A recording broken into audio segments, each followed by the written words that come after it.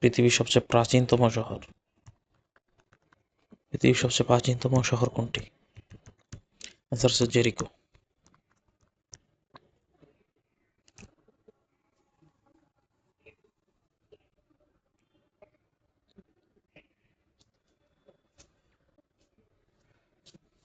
কোন মুসলিম দেশ সর্বপ্রথম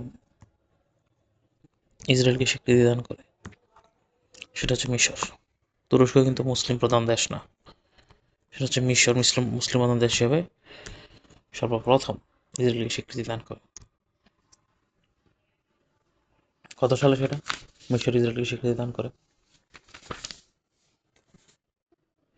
1979 সালে মিশর ইসরায়েল শান্তি চুক্তি যখন হয় তখন। 1979 সালে যখন মিশর ইসরায়েল শান্তি চুক্তি হয় তখন। এবার আসে পারস্য উপসাগরীয় সংঘাত।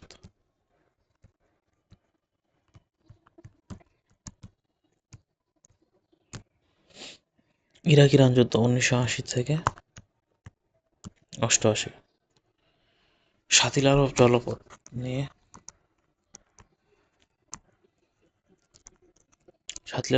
ইরান আর ইরাকের মধ্যে বিবাদ ছিল, যার ফলে 6 মার্চ 1975 সালে সাতিল আরব সহ বিরোধপূর্ণ সকল দ্বিপক্ষীয় সীমান্ত বিরোধ নিরসনকল্পে ইরান ও ইরাকের মধ্যে ঐতিহাসিক আলজিয়ার্স চুক্তি স্বাক্ষরিত হয়। 6 মার্চ 1975 সালে সকল দ্বিপক্ষীয় সীমান্ত বিরোধ নিরসনকল্পে আলজিয়ার্স চুক্তি স্বাক্ষরিত হয়। 1900 আর আচ্ছা, তারপর 1979 সালে সাদ্দাম হোসেন ইরাকে শাসনভার গ্রহণ করেন। 1979 সালে সাদ্দাম হোসেন ইরাকে শাসনভার গ্রহণ করেন। আর 1980 সালে ইরাকি সেনাবাহিনী অতর্কিতভাবে ইরানি ভূখণ্ড আক্রমণ করে। 1979 সালে সাদ্দাম হোসেন ইরাক শাসন করে। আর 1980 সালে ইরাকি সেনাবাহিনী অতর্কিতভাবে ইরান ভূখণ্ড আক্রমণ করে শুরু হয়ে যায় যুদ্ধ। ইরানের বিমান বাহিনীর হামলায়, এটা হলো অপারেশন। এরপর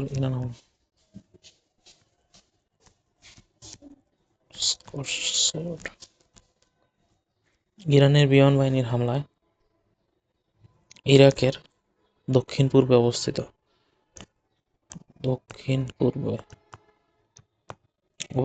পারমাণবিক চুল্লি বা ক্ষতিগ্রস্ত হয়। জাতিসংঘের মধ্যস্থতা 1988 সালে যুদ্ধবিরতির মাধ্যমে এই যুদ্ধের অবসান হয়।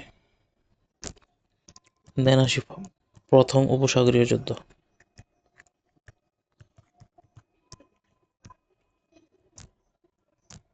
প্রথম উপসাগরীয় যুদ্ধ 1990 সালে ইরাক বাহিনী কুয়েত হামলা করে। 1990 সালে কুয়েত হামলা করে এবং 2 দিনের মধ্যেই সমগ্র অঞ্চলের উপর কর্তৃত্ব প্রতিষ্ঠা করে। এই সময় কুয়েতের আমির ছিলেন জাবের আল সাবাহ। 1990 সালে ইরাকি বাহিনী কুয়েত হামলা করে।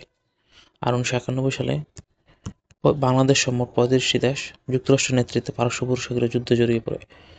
বাংলাদেশও জড়াই পড়ে। কুয়েত মুক্ত করার তথাকথিত অভিযানের নাম ডেজার্ট স্টর্ম।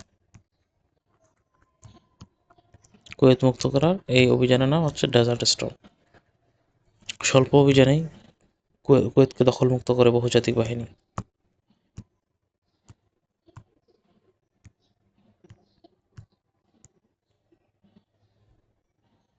ইরাক জাতিসংঘ নিরাপত্তা পরিষদের সমস্ত প্রস্তাবগুলো মেনে নিয়ে যুদ্ধবিরতিতে সম্মতি হয়। দেন আসি সেকেন্ড উপসাগরীয় যুদ্ধ।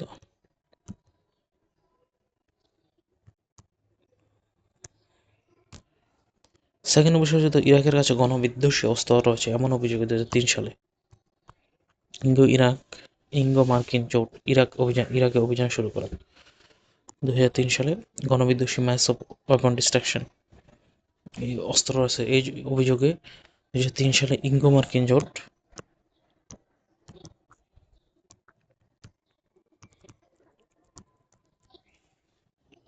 ইরাকে অভিযান শুরু করে সন্ত্রাস বিরোধী অভিযানের সাংকেতিক নাম ছিল অপারেশন ইরাকি ফ্রিডম।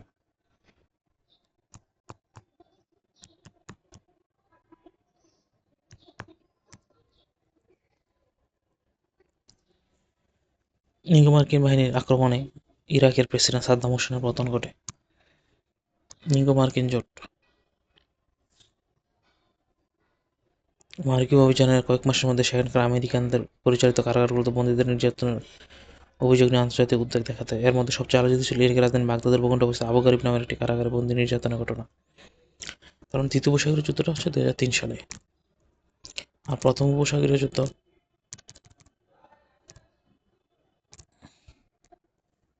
এটা হলো 1990 সালে কুয়েত দখল করার জন্য।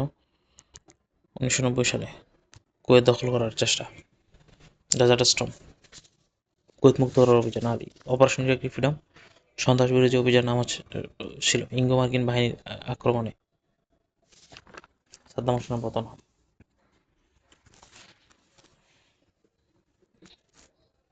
দেন আসে আরব বসন্ত।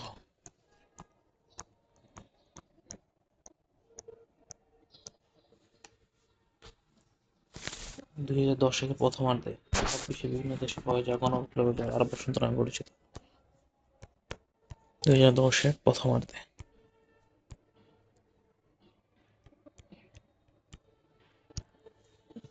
আরব বিশ্বের বিভিন্ন দেশে বয়ে যাওয়া গণবিপ্লবের আরব বসন্ত নামে পরিচিত। পুলিশের দুর্নীতির বিরুদ্ধে ন্যায় বিচার না পেয়ে 2010 সালের 17 ডিসেম্বর তিউনিসিয়ার তরুণ সবুজ বিক্রেতা তিউনিসিয়া মোহাম্মদ বouazizi প্রকাশ্যে নিজের শরীরে আগুন জ্বেলে আত্মঘাতী দেন। এই ঘটনা থেকে জন্ম আরব বসন্তের। তীব্র আন্দোলন ছড়ায় পড়ে তিউনিসিয়াতে, যার ফলে 14 জানুয়ারি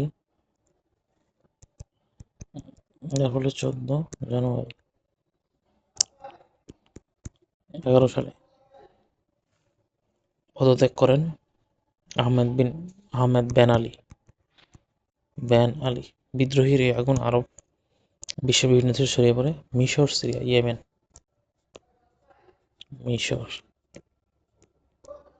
Syria, Yemen, Bahrain, Libya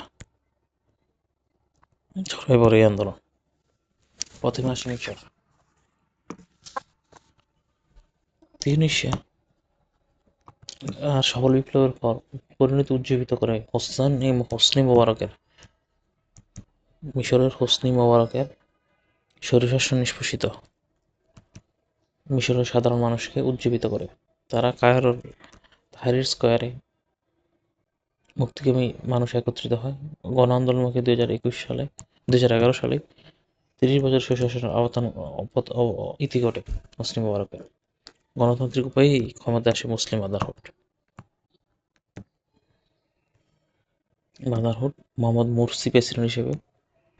Mohammad Morsi ছিল প্রেসিডেন্ট হিসেবে 1 বছর শাসন পরিচালনার পর সামরিক বাহিনী ক্ষমতা দখল করে নেয়। অর্থাৎ মুসলিম ব্রাদারহুড আসে কি গণতান্ত্রিক উপায়, 1 বছর পরিচালনা সামরিক বাহিনী ক্ষমতা দখল করে নেয়, আবার জনগণের স্বাধীনতা খর্ব হয়। দেন আসি লিবিয়ার প্রেক্ষাপট ছিল ভিন্ন। সেখানে বিক্ষোভ ছিল মূলত ইউএসএ এবং পশ্চিমা শক্তির বিরুদ্ধে। এদের বিরুদ্ধে বিক্ষোভ ছিল। বিক্ষোভ না, তাদের বিরুদ্ধে না, সরি, তাদের উস্কানিতে তারা বিক্ষোভ করত। ডাকডোল পিটিয়ে তাদের সহযোগিতায়, ইউএস এবং রাষ্ট্রের সহযোগিতায় গাদ্দাফির 42 বছরের শাসন অবসান ঘটে। গাদ্দাফি বিরোধী বিক্ষোভ প্রথম শুরু হয় দ্বিতীয় বৃহত্তম শহর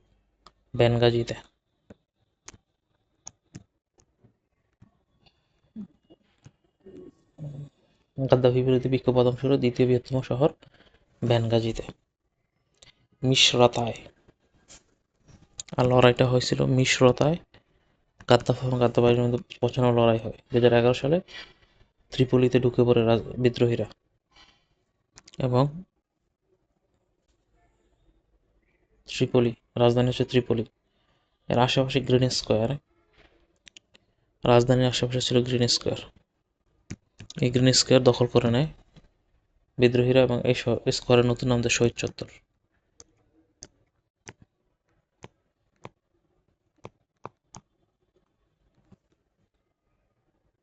2011 সালে সিরাজ শহরে বিদ্রোহের হাতে 2011 সালে সিরাজ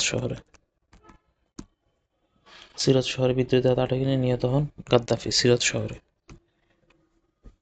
এখানে হচ্ছে ত্রিপলি, এই তো ভূমধ্যসাগর, এখানে এই জায়গায় ত্রিপলি, মিশরাতা, এই হচ্ছে সিরত, আর এর হচ্ছে বেনগাজি। প্রথমে এখান থেকে শুরু হয়েছে ঝামেলা, বেনগাজি থেকে।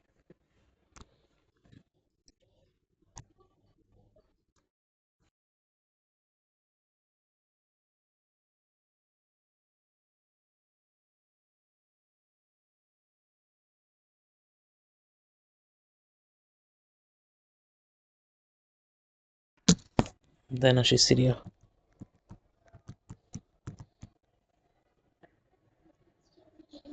সিরিয়া 1970 সাল থেকে সিরিয়া সুন্নি সংখ্যাগরিষ্ঠ সিরিয়া 70 সাল থেকে শাসন করছে সংখ্যালঘু শিয়া উপদল। শিয়া উপদলের নাম হচ্ছে আল ওয়াইটস গোত্রের বাসার আল আসাদার পরিবার। ওটা 1970 সাল থেকে শাসন করতেছে সুন্নি সংখ্যাগরিষ্ঠ সিরিয়া। মানে সিরিয়া পুরোটা হচ্ছে সুন্নি সংখ্যাগরিষ্ঠ, কিন্তু শাসন করছে আল ওয়াইটস নামের একটি উপদল। আরব বসন্ত উজ্জীবিত হয়ে সিরিয়ার গণতন্ত্রপন্থীরা 2011 সালে বিক্ষোভ শুরু করে। বাশার আল নেতৃত্বাধীন ছিল আরব সোশ্যালিস্ট বাথ পার্টি।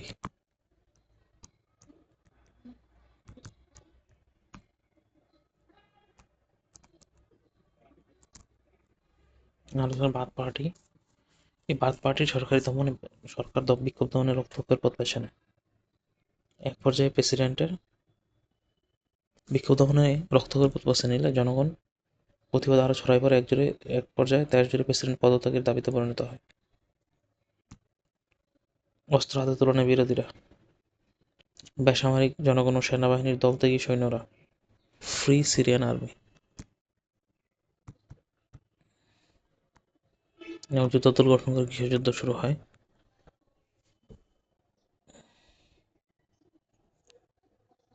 যুক্তরাষ্ট্র এবং পশ্চিমা বিশ্ব নাকগুলি পরিস্থিতি ঘোলাটে করে তোলে।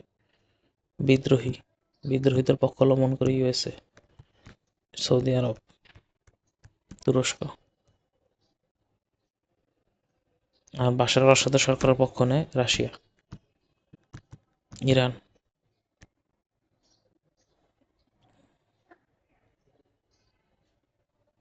এর মধ্যে আবার উত্থান ঘটে IS, Islamic State in Iraq in Syria.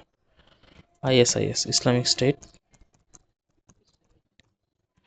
In Iraq and Syria. Islamic স্টেটের সিরিয়া ও ইরাকের বিশাল একটি অঞ্চল দখল নিয়ে সিরিয়া ও ইরাকের বিশাল দখল নিয়ে সিরিয়ার রাকাকে রাজধানী করে, রাকা অঞ্চলকে রাজধানী করে 2014 সালে খিলাফত রাষ্ট্র প্রতিষ্ঠা ঘোষণা দেয়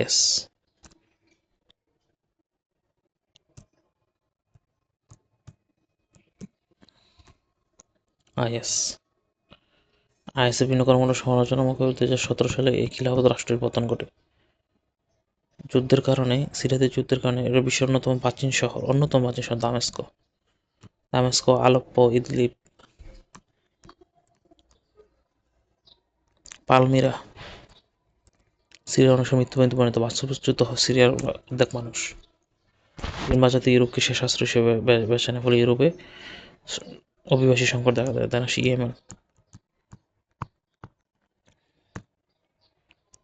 ইয়েমেন 1990 সালে উত্তর ও দক্ষিণ ইয়েমেন একত্রীকরণের মাধ্যমে ইয়েমেন প্রজাতন্ত্র হিসেবে আত্মপ্রকাশ করে। তার মানে ইয়েমেনের উত্তর ইয়েমেন দক্ষিণ ইয়েমেন একত্রিত হয় 1990 সালে।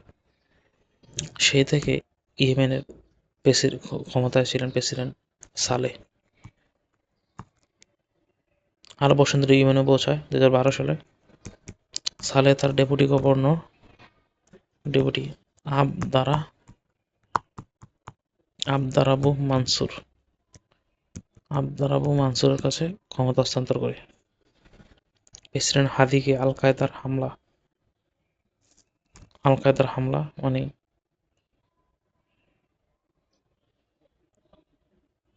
মানে মানসুর হাদি, তার পুরো নাম মানসুর হাদি, কিন্তু ক্ষমতা গ্রহণ করার পর মানসুর হাদিকে আল কায়দার হামলা, বিচ্ছিন্নতাবাদী আন্দোলন অনেক সংকটের মুখোমুখি হতে হয়, শুধু সংকট আর সংকট।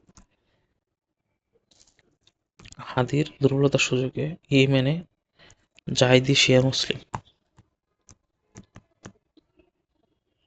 মুসলিমের নেতৃত্বে হুতি বিদ্রোহী, আনুষ্ঠানিক নাম হচ্ছে আনসার আল্লাহ, তারা উত্তরের অঞ্চলটা দখল নেয়। এছাড়া নতুন সরকার প্রতিষ্ঠা করে। হুতিদের সমর্থন দেয় ইরান। অন্যদিকে হাদিকে পুনঃপ্রতিষ্ঠিত ক্ষমতায় প্রতিষ্ঠা করতে সৌদি আরব, সংযুক্ত আরব আমিরাত সহ কয়েকটি সুন্নি দেশ একজোটে ইয়েমেনে অভিযান শুরু করে। এই জোটকে অস্ত্র ও গোয়েন্দা তথ্য দিয়ে সমর্থন যোগায় ইউএসএ, ব্রিটেন এবং ফ্রান্স।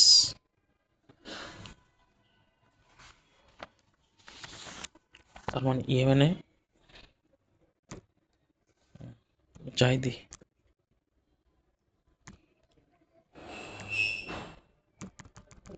যেমন যদি সামারি করি,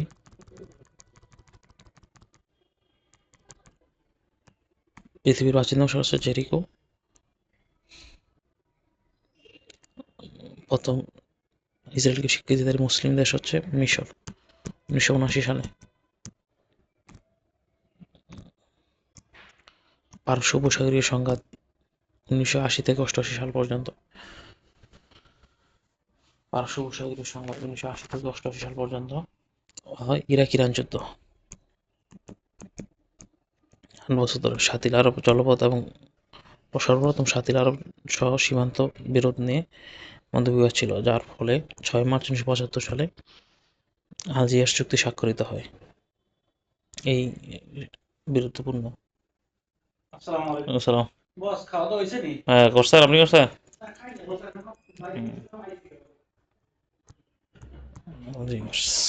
আলজিয়ার্স চুক্তি হয় 6 মার্চ 1975 সালে। আলজিয়ার্স চুক্তি হয় এবং 1979 সালে আলজিয়ার্স চুক্তি হয়,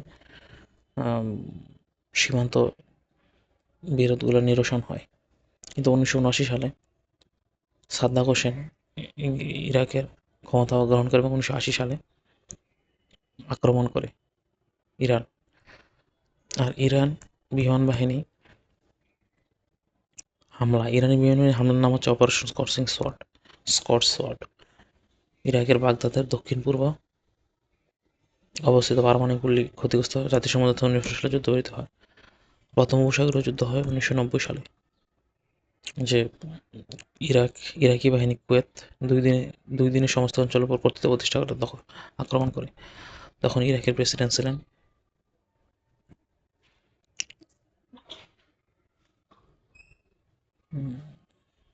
আহমদ আল সাবাহ।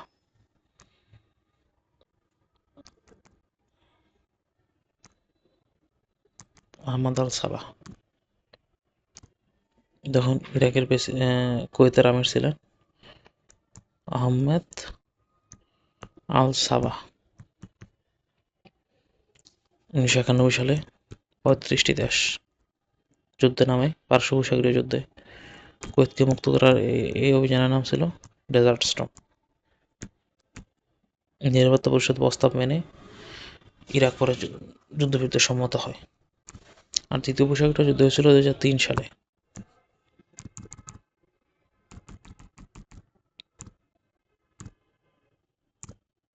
2003 সালে ইঙ্গো-মার্কিন জোট ইরাকে অভিযান শুরু করে। তার নাম ছিল অপারেশন ইরাকি ফ্রিডম। সাদ্দামের পতন হয়। আবু গারিব কারাগার নিয়ে উদ্বেগ দেখা দেয়। আবু গারিব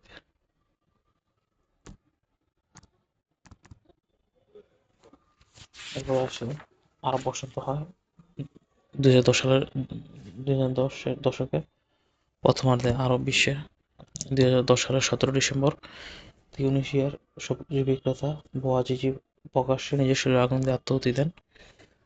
আর 14 জানুয়ারি 2011 সালে আত্মাহুতি দেন। এই ঘটনা থেকে জন্ম হয় আরব বসন্তের। তিউনিসিয়াতে মানুষ আন্দোলন শুরু করে এবং তীব্র আন্দোলন মুখে 14 জানুয়ারি 2011 সালে দেশটির প্রেসিডেন্ট বেন আলী পদত্যাগ করেন। তারপরে জামাল এই আরব বসন্তের উত্থান ছড়ায় পড়ে মিশর, সিরিয়া, ইয়েমেন, বাহরাইন এবং লিবিয়াতে। মিশরে কি হলো যে হোসনি মোবারক শাসন তিউনিসিয়ার বিপ্লবের সফল পরিণতিতে উজ্জীবিত হয়ে হোসনি মোবারকের স্বৈরশাসন নিষ্পেষিত মিশর সাধারণ জনগণ কি করলো, কায়রো তাহরির স্কোয়ারে একত্রিত হয় এবং প্রচণ্ড গণ আন্দোলনের মুখে 2011 সালে 30 বছরের স্বৈরশাসনের উপর ইতি ঘটে। গণতান্ত্রিক উপায়ে ক্ষমতায় আসে মুসলিম ব্রাদারহুড এবং তার প্রেসিডেন্ট ছিল মোহাম্মদ মুরসি। এরপর আসে লিবিয়া। লিবিয়াতে ইউএসএ প্লাস পশ্চিমা বিশ্ব, ইউএসএ প্লাস ওয়েস্ট, এরা কি করলো, মদত দিল। ঢাকঢোল পিটিয়ে তখন লিবিয়ার নেতা ছিল গাদ্দাফি। গাদ্দাফির মদত দিল। এতে করে 42 বছর অবসান ঘটায় লিবিয়াতে। গাদ্দাফি বিরোধী বিক্ষোভে প্রথম শুরু হয় দ্বিতীয় বিদ্রোহ শহর ব্যানগাজিতে প্রথম শুরু হয় এবং মিশ্রতা, বিদ্রোহী এবং সরকার বাহিনীর মধ্যে লড়াই তীব্র হয়। আর 2011 সালে বিদ্রোহী রাজধানী ত্রিপলিতে ঢুকে পড়ে এবং রাজধানী কেন্দ্রস্থলে অবস্থিত গ্রিন স্কোয়ার দখল করে নেয়, অধিকার করে এবং নাম দেয় শহীদ চত্বর। আর 2011 সালে সিরত শহরে বিদ্রোহীদের আটক করে নির্মমভাবে নিহত গাদ্দাফি। আর সিরিয়াতে 1970 সালে থেকে শাসন করছে শিয়া একটা উপদল, নাম হচ্ছে আল ওয়াইটস গোত্রের বাশার আল আসাদের পরিবার। আল ওয়াইটস সিরিয়ার গণতন্ত্রপন্থীরা 2011 সালে আরব সোশ্যালিস্ট বা আরব সোশ্যালিস্ট বাথ পার্টি গণতন্ত্রপন্থীরা 2011 সালে ব্যাপক বিক্ষোভ শুরু করে। 2011 সালে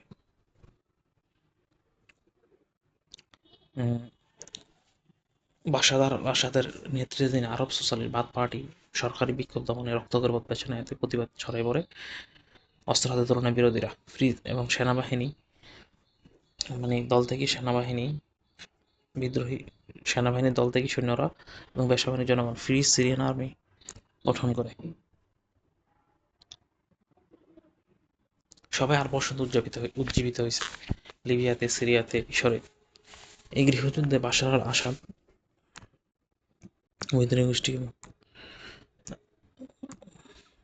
বিদ্রোহী দল এবং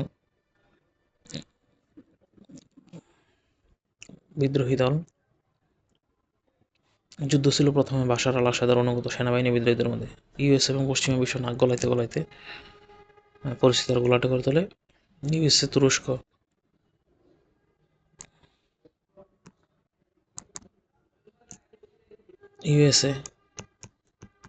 তুরস্ক, সৌদি আরব বিদ্রোহীদেরকে আঙ্গুল দেয়, রসদ যোগায়। অন্যদিকে বাশার আল আসাদকে রক্ষার জন্য নেমে আসে রাশিয়া এবং ইরান। রুশ সামরিক বাহিনী আসাদের পক্ষ নিয়ে মার্কিন মদতপুষ্ট যুদ্ধের ভিত্তিতে সামরিক অভিযান পরিচালনা করে। এর মধ্যে আবার উত্থান হয় Islamic State in Iraq and Syria.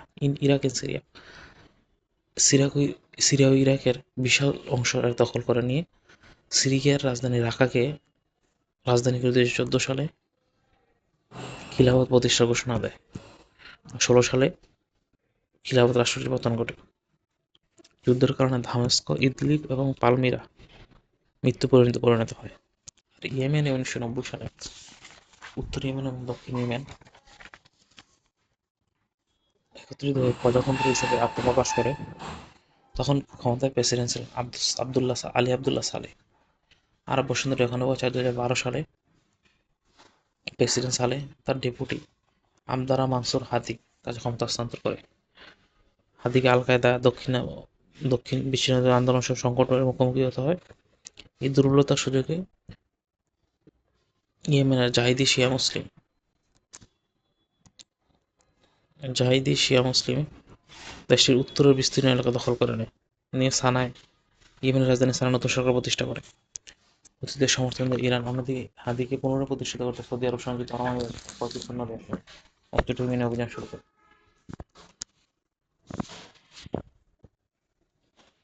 আর এই জোটকে অস্ত্র ও গোয়েন্দা তথ্য দিয়ে সমর্থন যোগায় যুক্তরাষ্ট্র, ব্রিটেন এবং ফ্রান্স।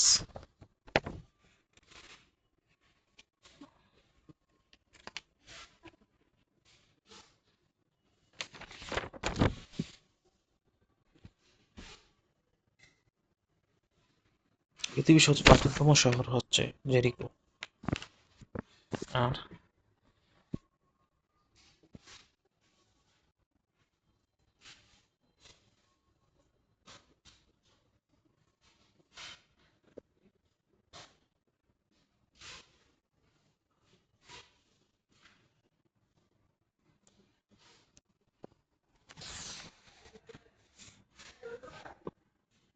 আর বিশ্বের সবচেয়ে প্রাচীনতম শহর অন্যতম একটা হলো দামাস্কাস।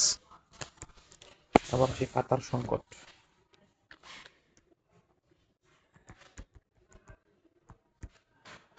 সন্ত্রাসী সংগঠন ইসলামিক স্টেট ও আল কায়দাকে মদদের অভিযোগে 2017 সালের জুন মাসে সৌদি আরবের নেতৃত্বাধীন ইউনাইটেড আরব আমিরাত, বাহরাইন, মিশর সব ধরনের সম্পর্ক ছিন্ন করে কাতারের সাথে। এই সংকটে কুয়েত ও ওমান নিরপেক্ষ ভূমিকা পালন করে।